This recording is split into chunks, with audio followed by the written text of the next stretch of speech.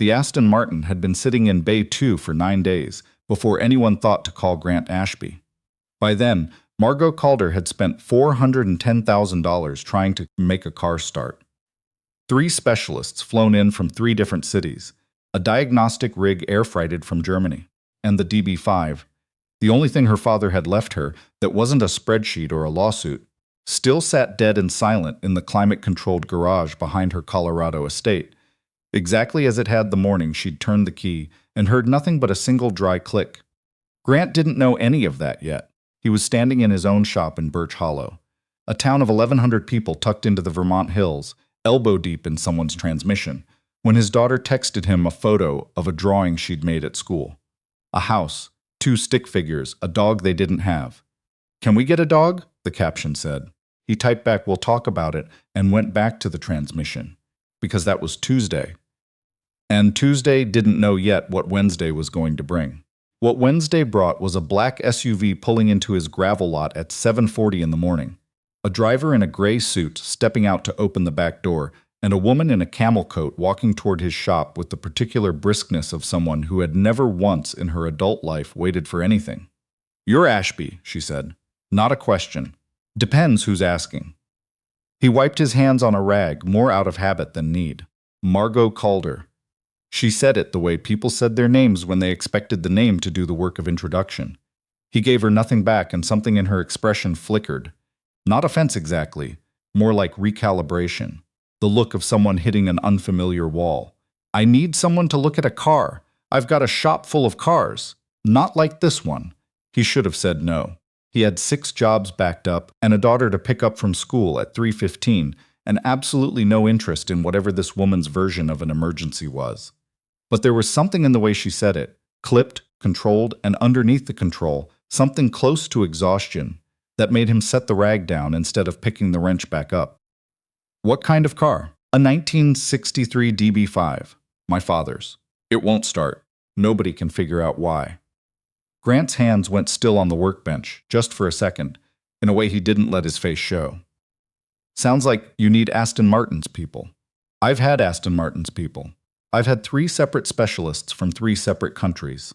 I've had a diagnostic team that charged me $11,000 to tell me, and I'm quoting directly, that the car presents no discernible fault." She said the phrase like it tasted bad in her mouth. "The car doesn't start. That is a fault. I don't care what the machine says." "How long's it been sitting?" 9 days. "How much you put into it so far?" She hesitated for the first time. "That's not relevant." "It's relevant to me." A pause, then quieter, a little over 400,000. Grant let out a breath that was almost a laugh, though nothing about his face was laughing. "For a car that won't start." "For a car that won't start," she agreed, and there was something raw underneath the composure now, something she hadn't meant to let show. "It's not about the money. I don't care about the money. It's—" She stopped herself, jaw tightening, like she'd caught herself walking somewhere she hadn't meant to walk in front of a stranger. "I need it fixed. I was told you used to work in the industry, before this." A small gesture at the shop, the gravel lot, the whole modest architecture of his life. "Who told you that?" "A parts supplier in Rutland. Said there was a mechanic out here who used to design ignition systems for classic restorations. Said you were the best anyone'd seen before you disappeared." Disappeared. That was one word for it. "I don't do house calls," Grant said. "I'll pay whatever the shop rate is, times 10. It's not about the rate." "Then what is it about?" He looked at her for a long moment, at the coat that cost more than his truck, the driver still standing by the SUV like a piece of furniture, the exhaustion she was working so hard to keep off her face. And he thought about Ellie's drawing, the 2 stick figures, and the dog they didn't have, and how tight this month's numbers already were. And he heard himself say, against every instinct he had, "I've got a kid. I pick her up at 3:15. I'm not driving 4 hours to look at your car, and I'm not staying overnight." Something shifted in Margot's face. Not quite relief, not quite gratitude. Something more careful than either. "You wouldn't have to. I'll have the car brought here." The car arrived on a flatbed 2 days later, wrapped like something being smuggled across a border, and half the town found a reason to walk past Ashby's garage that afternoon. Birch Hollow didn't get many DB5s. Birch Hollow didn't get many camel coats, either, and Margot Calder, who followed the flatbed in a rented Range Rover, because her own SUV, she said, made people nervous in small towns, drew nearly as many stares as the car did. Grant had cleared Bay 2 the night before, after Ellie was asleep, moving out a Subaru he'd been patching up for cash and a lawnmower engine that had been sitting there since spring. He told himself it wasn't for show. He told himself a lot of things that week that weren't entirely true. The car itself, when they finally rolled it off the flatbed and into the light, stopped him for a second in a way he hadn't expected. Silver birch paint, the kind that shifted color depending on the light, wire wheels. The long, low hood that always looked, to Grant, like it was already moving even when it was standing still. He'd worked on exactly one DB5 in his old life, a private commission for a collector in Zurich, and he still remembered the smell of the leather interior on the day they'd finally gotten the retrofit ignition timing right. "You know this car," Margot said, watching his face. "I know the model." He kept his voice flat, professional, the voice he used with everyone now. She'd brought a folder with her, thick, tabbed, organized with the kind of obsessive precision that told him this woman ran things for a living and didn't know how to stop running them, even when she was standing in a gravel parking lot in Vermont. Diagnostic reports, photographs, a timeline of every specialist who'd touched the car and exactly what they'd concluded, which was, in each case, nothing. "The last team said it might be the starter relay," she said. "The one before that said fuel delivery. The first one didn't say anything. He just charged me for 4 days of labor and left." Grant flipped through the folder without much interest until he got to the third report, and something in it made him stop. "This says the engine turns over. It does. Just doesn't fire. And it's been sitting where exactly? The last 2 weeks? The garage at the estate. Climate controlled. Climate controlled how cold?" She blinked, thrown by the specificity. "I don't know exactly." "Cool. My father liked it cool in there. Said it was better for the leather. Why does that matter?" Grant didn't answer right away. He was already crouched by the front wheel well, running his fingers along the frame rail with the kind of attention that had nothing performative in it at all. The attention of a man who had once known this exact architecture the way other people knew their own hands. "Give me the afternoon," he said finally, standing up. "I'm not promising anything." He worked on it in pieces over the next 4 days. Between the transmission jobs and an oil change for the Hendersons and picking Ellie up at 3:15 sharp, because that part of his life didn't get to bend for anyone, not even a woman with a $400,000 problem. Margot stayed in town, a bed and breakfast on the edge of the green, the only lodging within 20 miles that wasn't a motel, and she came by the shop every afternoon around 4, ostensibly to check on progress, though Grant noticed she never actually asked technical questions. She just stood near the car and watched him work, arms crossed, like she was trying to solve a different puzzle than the one under the hood. "You don't talk much," she said on the third day. "Not much to say till I know something." The other specialists talked constantly, mostly to justify their invoices. He almost smiled at that. Didn't quite. Ellie came by the shop most afternoons after school, dropped off by a neighbor since Grant couldn't always get away, and did her homework on the old couch in the office while her father worked. She was 7, sharp in the particular way kids get sharp when they've had to grow up around adult worry, and she took an immediate, unembarrassed interest in Margot Calder. "Why do you have a driver?" Ellie asked her on the third afternoon, not looking up from her math worksheet. "Ellie," Grant said from under the hood. "It's fine," Margot said, and to Ellie, "Because I don't like driving in traffic. We don't have traffic here." "No," Margot said, and something in her voice went soft in a way Grant hadn't heard yet.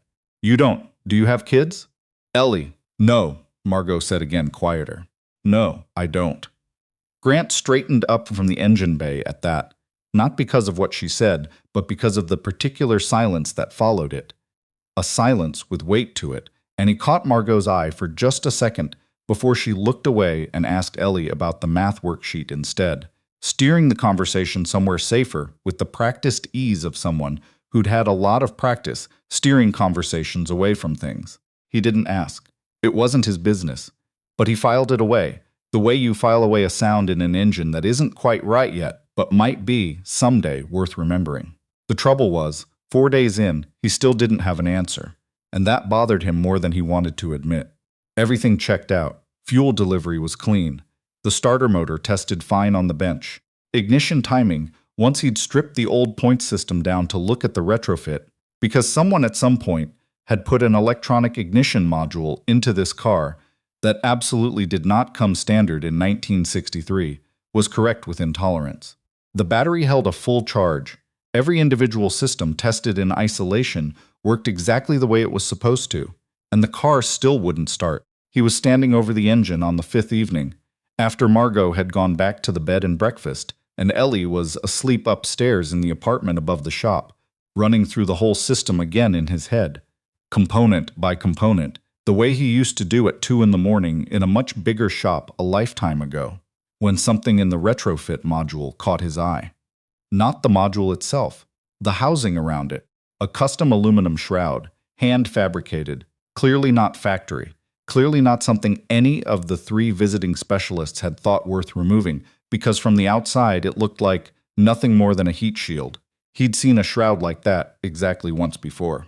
He'd designed one like it, exactly once before, for exactly one client, a private collector in Zurich, back when Grant Ashby's name still meant something in rooms full of men who talked about ignition architecture, the way sommeliers talked about tannins.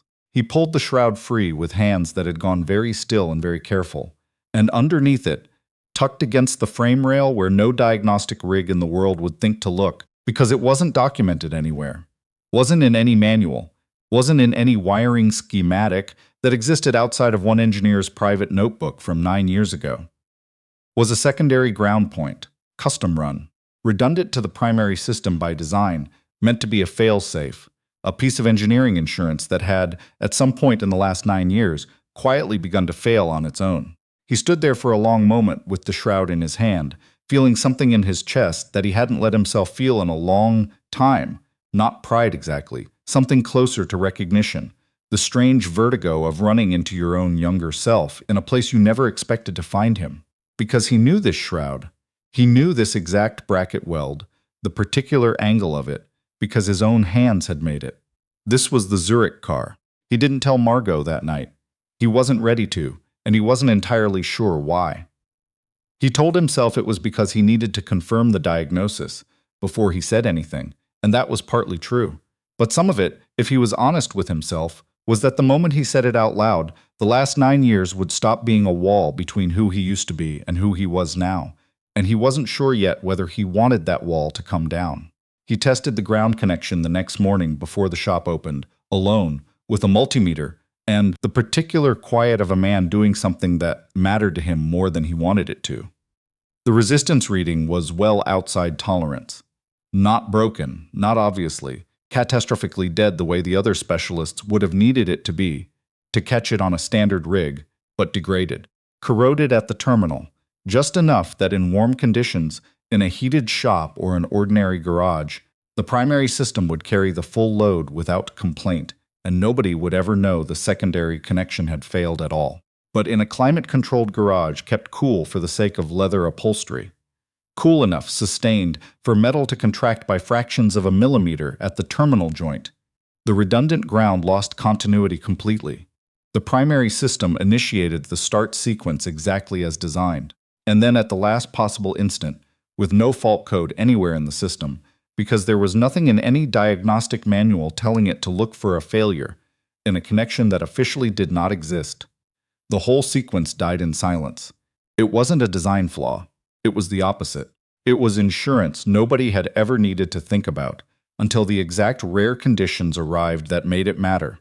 And by then, 9 years and 1 Atlantic Ocean and an entirely different life later, the only person on Earth who knew that ground point existed was standing in a gravel parking lot in Vermont, trying not to think too hard about why his hands wouldn't stop shaking. Margot arrived at 4 that afternoon to find Grant standing by the car with a look on his face she hadn't seen from him yet. Not the careful neutrality he'd worn all week, but something more unguarded, like a door left open by accident. "You found something." "I did." "What?" he told her. Not the way the German diagnostic team would have told her, in dense technical language meant to reassert authority through jargon. He told her plainly, the way you'd explain something to a person who deserved to actually understand it. The shroud, the secondary ground, the way cold sustained temperatures could break a connection that would never fail in normal use. He told her about the corrosion at the terminal, the resistance reading, the particular cruelty of a fail-safe system quietly failing in exactly the conditions nobody thought to test for. Margot listened without interrupting, arms crossed, and when he finished, she was quiet for a long moment. "How do you know all that?" she said finally. "That's not in any manual. I've read the manuals." Grant looked at the shroud in his hands, at the weld he recognized like a signature.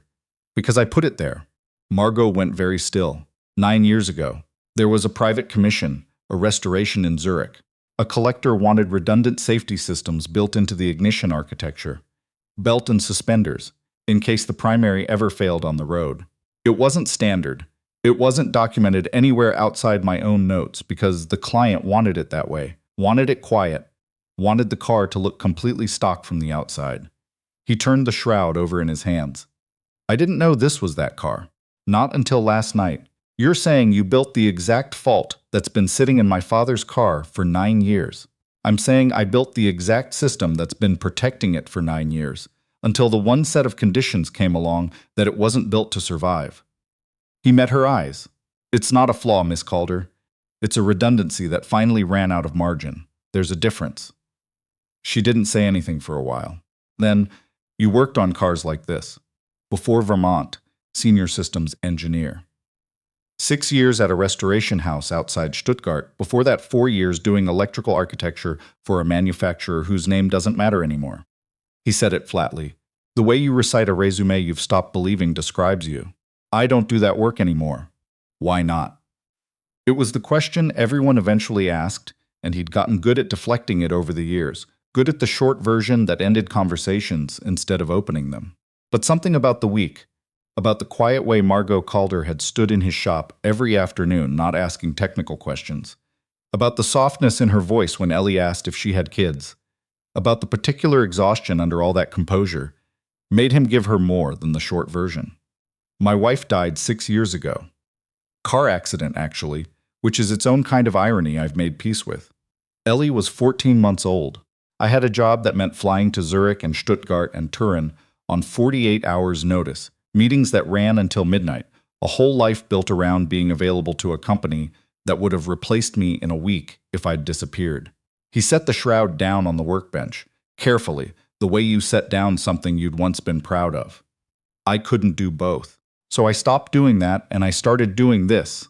Do you regret it?" "Never," he said, and it came out faster and more certain than anything else he'd said all week. "Not for one day."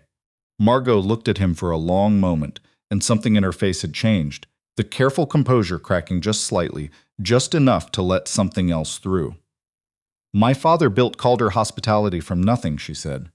41 hotels. I took it over when he got sick, and I ran it exactly the way he taught me, and I was good at it, and I gave up nearly everything else to be good at it. This car is the only thing he ever bought that had nothing to do with any of that. He used to say it was the one decision in his life he made with his chest instead of his head." Her voice caught just barely on the last part. "He died 8 months ago. I haven't been able to make myself sell the car or fix it or even really look at it, and then it stopped starting. And I told myself if I could just get it running again. I don't know. I don't know what I told myself." Grant didn't say anything right away.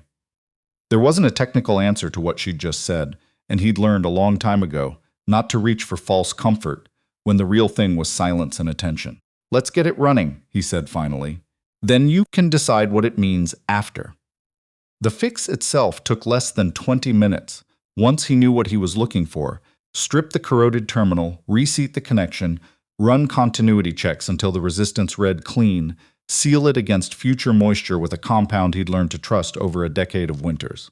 It was almost absurd, in a way, how small the actual repair was against the size of everything that had circled around it. $400,000, 3 continents of specialists, 9 days of silence in a cold garage, and in the end, 20 minutes and a $2 part.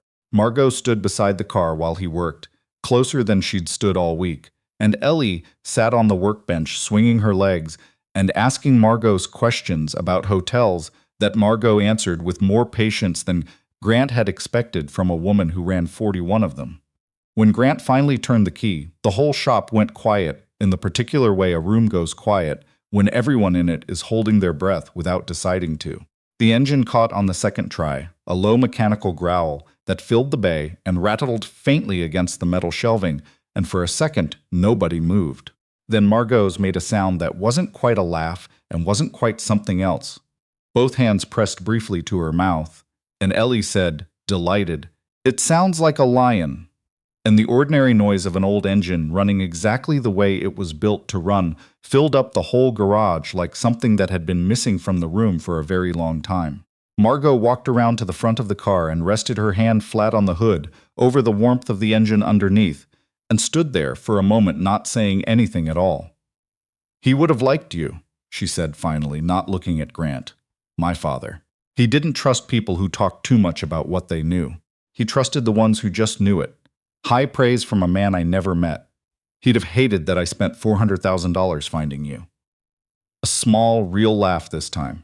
He'd have said I could have just asked around. "You did ask around. Took you 9 days. 9 days and $400,000, she agreed. "I've made worse decisions for less reason." She stayed another hour after that, sitting on the low wall outside the shop while Grant closed up, watching Ellie chase the neighbor's dog across the green in the last of the daylight. And when she finally said she should let her driver take her back to the city, there was something reluctant in the way she said it. Some sentence underneath the sentence she was actually saying. "I'll have the car shipped back to Colorado next week," she said. "Unless," she stopped herself. "Unless what?" "Unless you'd want to see it running properly first. Out on real roads. I could bring it back through in the spring, once the pass is clear. I hear this is a good stretch of road for a car like this." Grant looked at her for a moment, at the tired, hopeful look underneath the polish, and thought about how easy it would be to say no. How much simpler his life had been exactly 1 week ago before a woman in a camel coat walked into his gravel lot and cracked something open he'd kept carefully closed for 6 years. "Spring's a good time," he said. "Roads clear up nice by May." "May, then." She held out her hand, and he shook it, and something about the handshake lasted a half-second longer than a handshake between a mechanic and a client usually did. "Thank you, Mr. Ashby." "Grant? Grant?" She said it like she was trying it on. "Margot." He watched the SUV pull out of the gravel lot and turn onto the road that led back toward the interstate, back toward whatever enormous life she was returning to. 41 hotels and a company that would be waiting for her the moment she landed. And he stood there a while longer than he needed to, in the last orange light over the hills, with Ellie's laughter drifting over from the green and the smell of engine oil and cut grass in the evening air, thinking about ground points and margins, and the particular kind of connection that ran quietly underneath everything, unnoticed, until the one cold night that proved how much weight it had been carrying all along. That night, after Ellie was asleep, he found himself in the shop again, not working, just standing by the empty space in Bay 2 where the car had sat all week, and he thought about the 6 years since Anna died, all the ways he'd built his life smaller and quieter on purpose, all the systems he'd stripped down to the ones he trusted completely because he couldn't survive losing anything else that mattered. He'd told himself that was wisdom. Maybe some of it was. But standing there in the quiet, he let himself admit that some of it had just been fear, wearing wisdom's clothes, a redundant ground point of his own, run in secret, holding weight nobody could see, and he wondered how much longer it would have held if a woman in a cold garage 4 states away hadn't lost something too, and needed exactly the kind of help that only came from someone who'd once known how to build the thing that broke. He locked up the shop a little after 10. Upstairs, Ellie was asleep with the light still on, one arm flung over the edge of the bed, and he turned the lamp off and stood in the doorway for a moment the way he did most nights, just watching her breathe. Spring was 5 months out. He found, standing there, that he didn't mind the wait.